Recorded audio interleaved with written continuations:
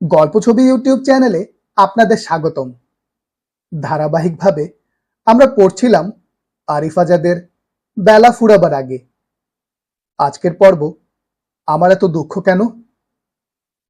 Audio বুকটি ভালো লাগলে subscribe করবেন এবং বন্ধুদের সাথে শেয়ার করবেন। ধন্যবাদ। মাঝে মাঝে ভীষণ কষ্ট লাগে, বুকের ভেতরে বাসা বাঁধে দুঃখের কালো মেঘ। অবিরাম বৃষ্টির ধারার মতো বিষণ্ণতা এসে আছড়ে পড়ে মনের উঠোনে। আকাশ ছোঁয়া হিমালয় যেন তার সমস্ত ঐশ্বর্য নিয়ে ভেঙে পড়তে চায় বুকের উপর। জগৎ সংসার তখন বিষাক্ত লাগে।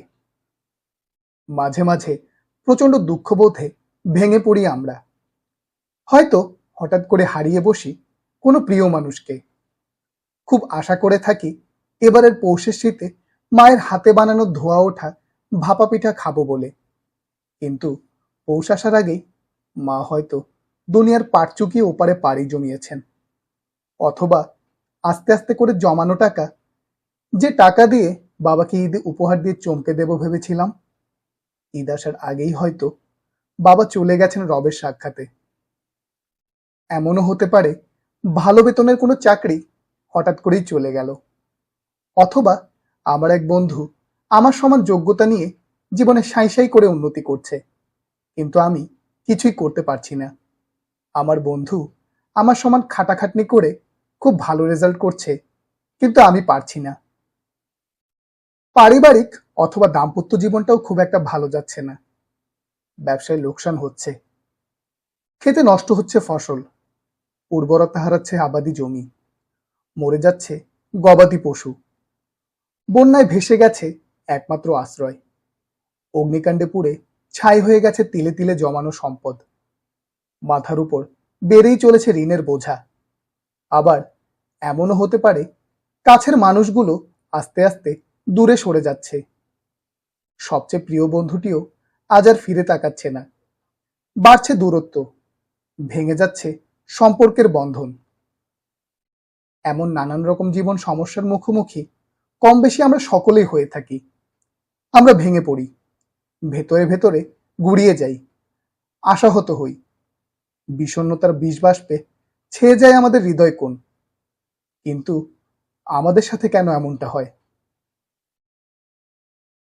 আমরা সকলেই পরীক্ষা শব্দটির সাথে পরিচিত। স্কুল, কলেজ ও ইউনিভার্সিটিগুলোতে আমরা পরীক্ষা দিই। পরীক্ষায় পাশের জন্য আমরা দিনরাত পড়াশোনা করি, নোট করি, নিয়মিত ক্লাস করি।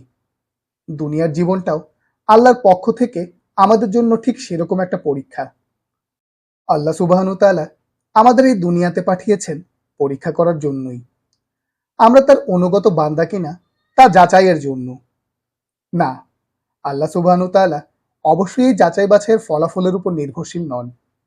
তিনি আলিমুল গায়েব, ভূত ভবিষ্যৎ সবকিছুই তিনি জানেন। তিনি জানেন আমাদের মধ্যে কে কে তার অনুগত আর কে কে তার অবাধ্য। চাইলেই তিনি আমাদের দুনিয়াতে না পাঠিয়ে সরাসরি আমাদের রূহ তথা আত্মাগুলোকে হয় জান্নাতে আর না হয় জাহান্নামে দিয়ে দিতে পারতেন, কিন্তু তিনি এমনটি করেননি। কারণ তিনি আমাদের কোনো প্রশ্ন করার সুযোগ দিতে চাননি।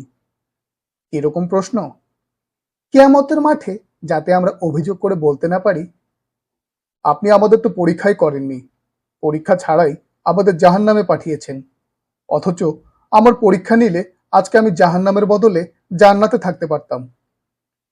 দুনিয়াকে আল্লাহ তাআলা বানিয়েছেন বিশাল একটা পরীক্ষা কেন্দ্র।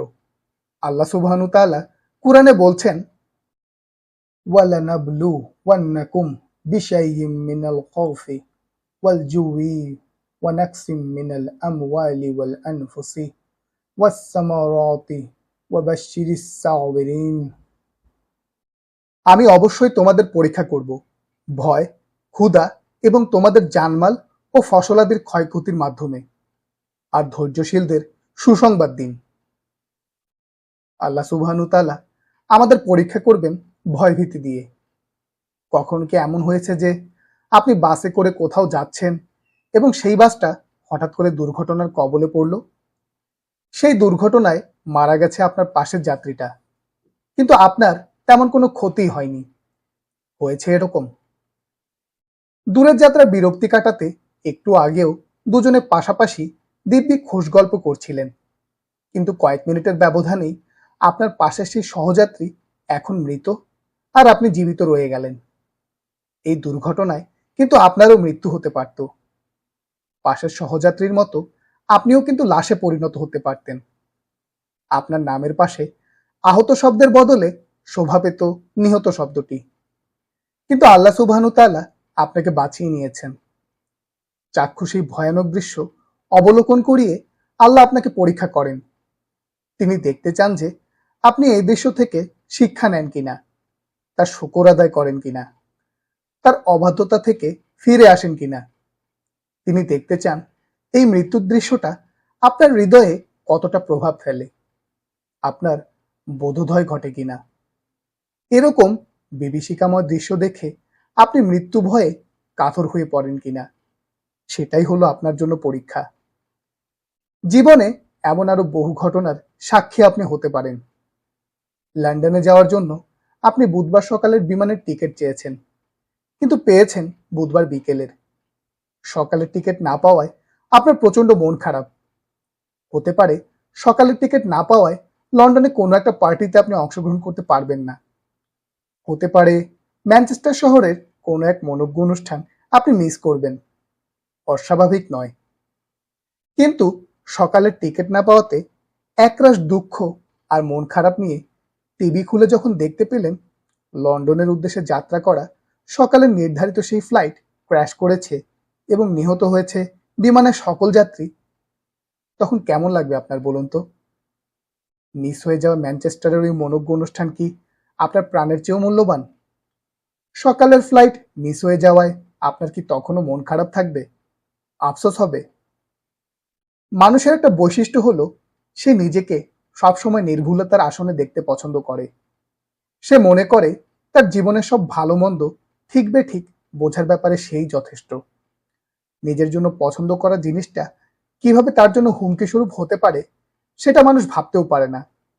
আবার এটাও মানুষ কল্পনা করতে পারে না যে যেটা সে অপছন্দ করে সেটা কিভাবে তার জন্য জীবনের টার্নিং পয়েন্ট হয়ে উঠতে পারে। মানুষ এটা কখনোই বুঝতে পারবে না। এটা জানেন কেবল আল্লাহ সুবহানাহু তাআলা, কারণ তিনিই অতীত বর্তমান ভবিষ্যতের ব্যাপারে জ্ঞান রাখেন।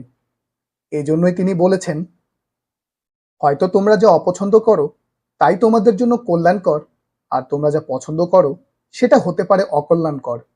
বস্তুত আল্লাহ জানেন, কিন্তু তোমরা জানো না। আল্লাহ সুবহানাহু তাআলা দেখতে চান এরকম নিশ্চিত মৃত্যুর হাত থেকে আপনাকে বাঁচানোর পরেও আপনি পরের বার ম্যানচেস্টার শহরের মদের বারে যান কিনা।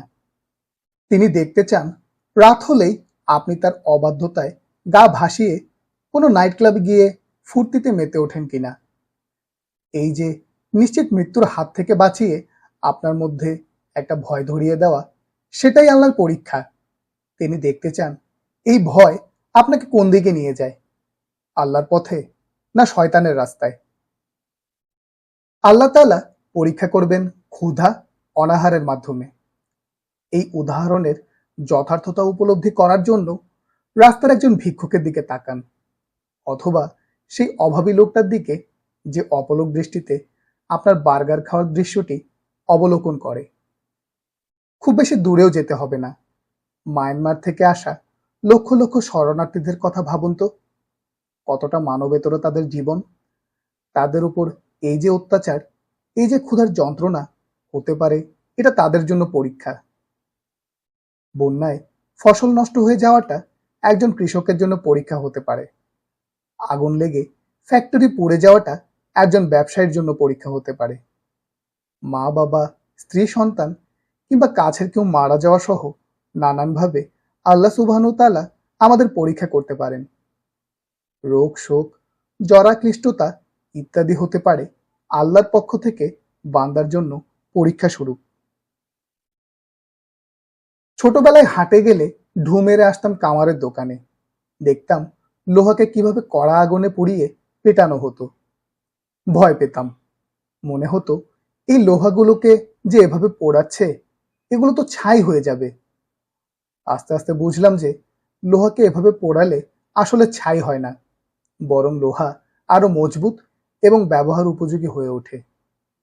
আগুনের পোড়ানো ধর্ম আর লোহার বস্তু ধর্ম মাথায় নিয়ে আগুন এবং লোহার মধ্যকার এই যোগসূত্র বুঝতে আমার অনেকদিন লেগেছিল।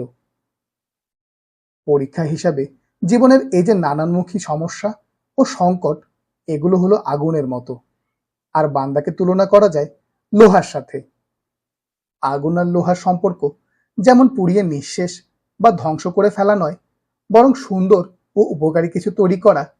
আল্লাহর পক্ষ থেকে আসা এই পরীক্ষাগুলো বান্দার জন্য খারাপ কিছু নয়, বরঞ্চ বান্দাকে পরিশুদ্ধ করে তোলাই আল্লাহর ইচ্ছা। আল্লাহ তার প্রিয় বান্দাদেরই বেশি পরীক্ষা করেন। আল্লাহ যদি চান যে তার কোনো বান্দা শুদ্ধ আর শুভ্রতার স্পর্শে পবিত্র হয়ে উঠুক, তখন তিনি সেই বান্দার বেশি বেশি পরীক্ষা নেন।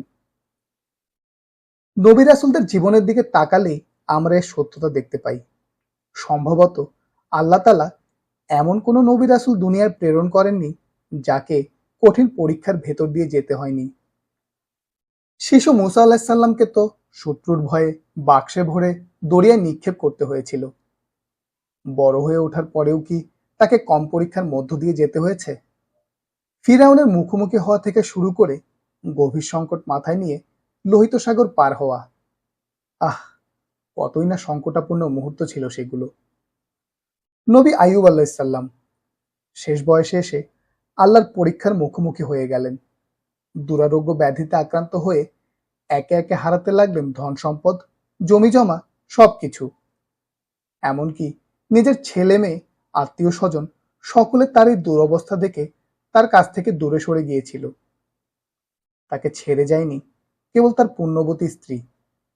চিন্তা করুন, আপনার ভীষণ বিপদের সময়ে, ঘোরতর সংকটে আপনার সবচেয়ে প্রিয় মানুষগুলো যদি আপনাকে ছেড়ে চলে যায়, কেমন লাগবে আপনার?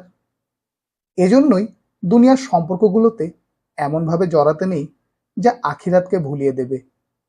দুনিয়াবী সম্পর্কের মোহে যদি আপনি আখিরাতকে কম গুরুত্ব দেন, তাহলে আপনার বিপদের দিন যখন এই সম্পর্কগুলো ধীরে ধীরে দূরে সরে যাবে, তখন কিন্তু দুনিয়াটাই আপনার কাছে বিস্বাদ লাগবে, আত্মহত্যা করতে মন চাইবে।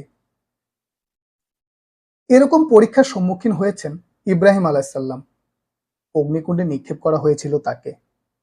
নূহ আলাইহিস সালামের উপরে তার কওমের অত্যাচার এবং অবাধ্যতার মাত্রা এতই ভয়াবহ হয়ে উঠেছিল যে তাদের হাত থেকে নূহ আলাইহিস সালামকে বাঁচানোর জন্য পুরো কওমকেই আল্লাহ বন্যার পানিতে তলিয়ে দিয়েছিলেন। ইউসুফ আলাইহিস সালামের জীবনের দিকেই তাকান। খুব ছোটবেলায় ভাইয়েরা শত্রুতা করে তাকে কূপে নিক্ষেপ করে। এরপর মিশরের রাজার কাছে গিয়েও বারে বারে পরীক্ষার মুখোমুখি হয়েছেন। কারাগারে পর্যন্ত নিক্ষিপ্ত হয়েছিলেন। শত্রুর হাত থেকে বাঁচাতে ঈসা আলাইহিস সালামকে তো আল্লাহ সুবহানাহু তাআলা আসমানেই তুলে নিয়েছেন। আর সর্বশেষ নবী মুহাম্মদ সাল্লাল্লাহু আলাইহি ওয়াসাল্লাম, আল্লাহর কতই না উত্তম বান্দা আর রাসূল ছিলেন তিনি। জন্মের ঠিক আগেই বাবাকে হারিয়েছেন। দুনিয়াকে বুঝতে শেখার আগে হারিয়েছেন গর্ভধারিণী মাকে। যে প্রিয়তম চাচার কাছে আশ্রয় পেয়েছিলেন, একসময় তিনিও একা করে চলে যান। চোখের সামনে সন্তানদের মৃত্যু, প্রিয়তম স্ত্রীর মৃত্যু, জীবনের চিত্রনাট্যে হারাবার আর বাকি থাকলোই বাকি। দিনের দাওয়াত শুরু করার পরে তায়েববাসীর নির্লজ্জ আঘাত, নিজ কওম দ্বারা দেশ ছাড়া সহ এহেন অত্যাচার নেই যা তার উপরে আরোপ করা হয়নি।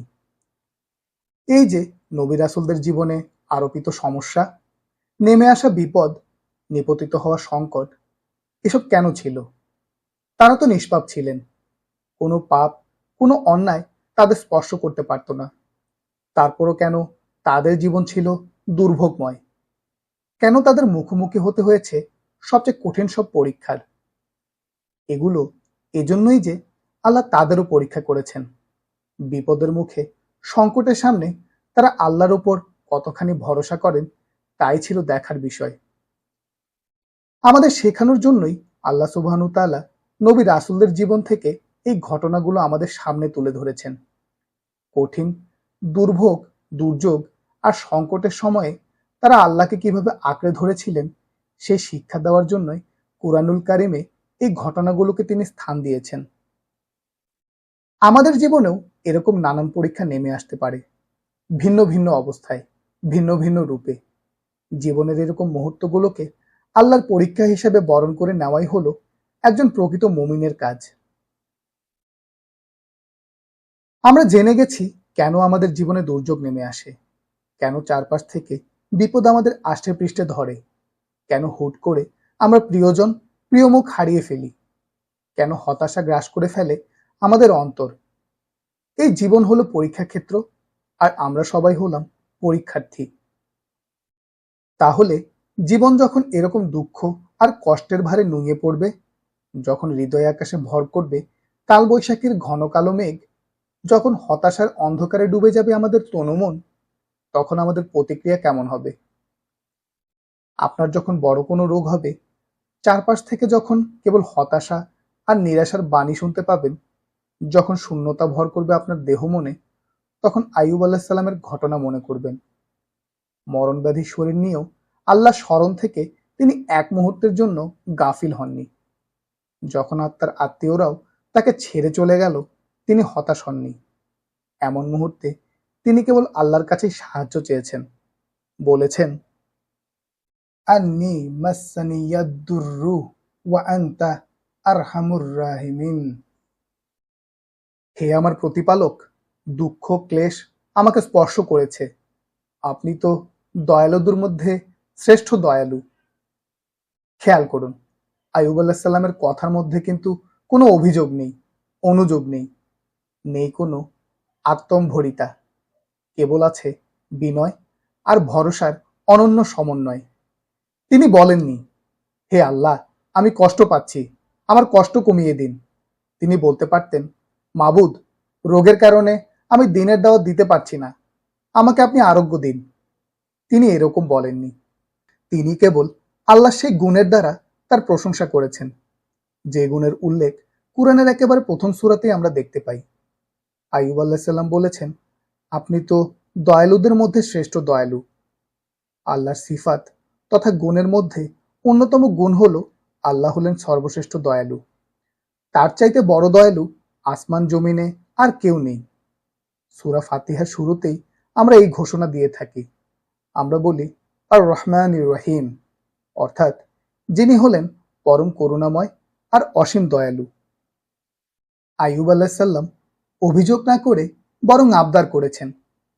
একজন দাস তার মালিকের কাছে যে সুরে আবদার করে, যে সুরে অনুনয় বিনয় করে, নবী আইয়ুব আলাইহিস সালামও ঠিক একইভাবে তার মালিক আল্লাহ সুবহানাহু ওয়া তাআলার কাছে আবদার করেছেন।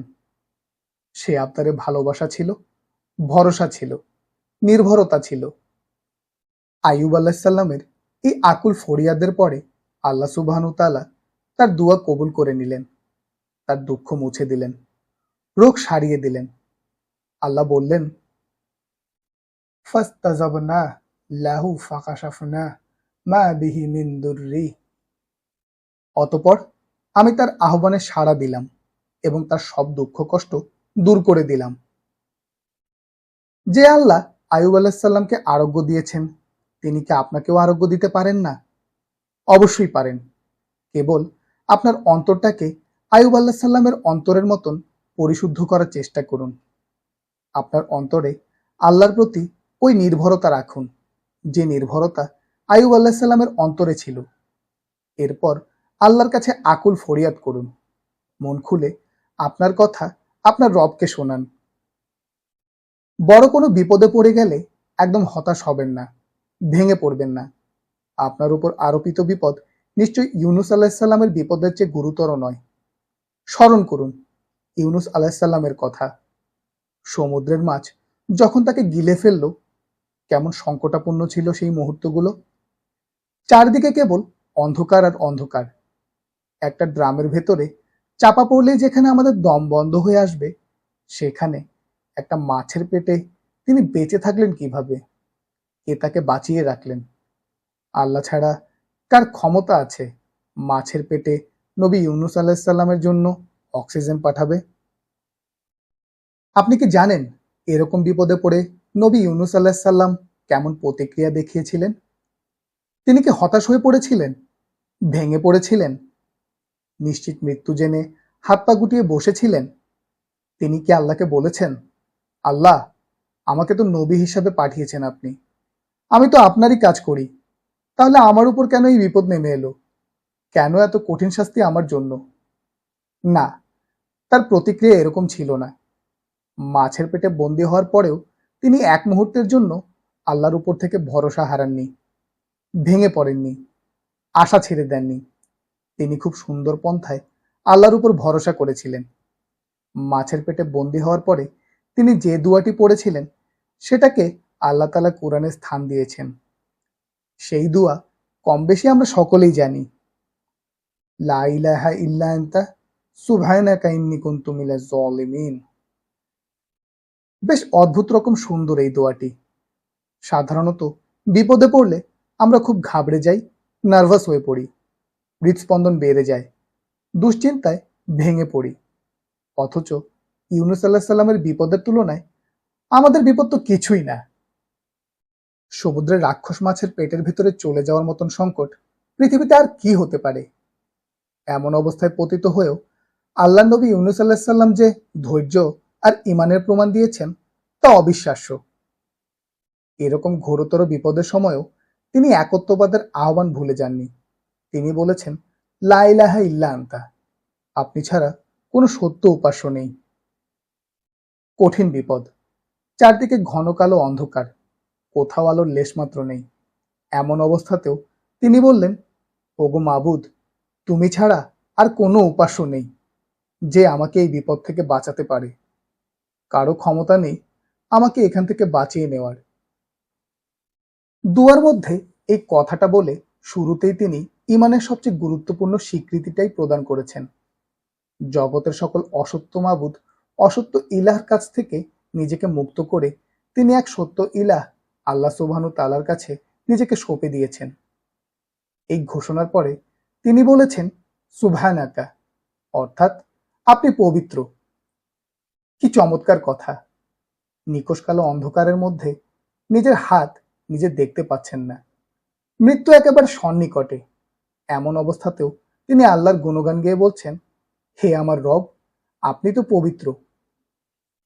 কোনো বিপদে পড়লে আমরা তো ফরজ সালাতটুকু পর্যন্ত কাজা করে ফেলি, আল্লাহর গুণগান গাওয়া তো দূরের কথা। কিন্তু দেখুন, এমন ঘোরতর বিপদেও নবী ইউনূস আলাইহিস সালাম আল্লাহ সুবহানাহু তাআলার প্রশংসা, তার স্তুতি, তার জিকির করতে ভোলেননি। এর পরের অংশে আল্লাহ নবী ইউনূস আলাইহিস সালাম বলেছেন, ইন্নী কুনতু মিনাজ জালিমিন, অর্থাৎ নিশ্চয়ই আমি ছিলাম জালিম। বিপদে পড়লে আমরা সাধারণত হা হুতাশ করি, বিলাপ করি আর বলি, কি এমন অপরাধ করেছি যে আল্লাহ আমার সাথে এমনটা করেছেন?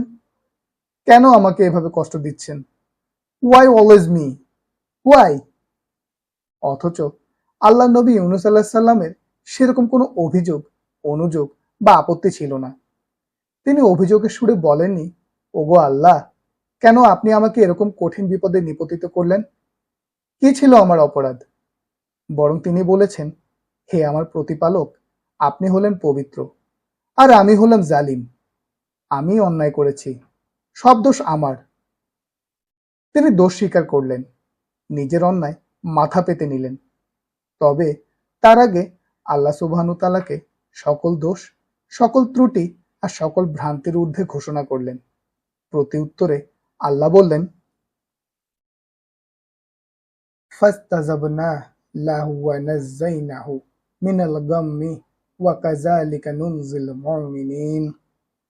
অতঃপর আমি তার সেই আহ্বানে সাড়া দিলাম এবং তাকে দুশ্চিন্তা থেকে মুক্তি দিলাম।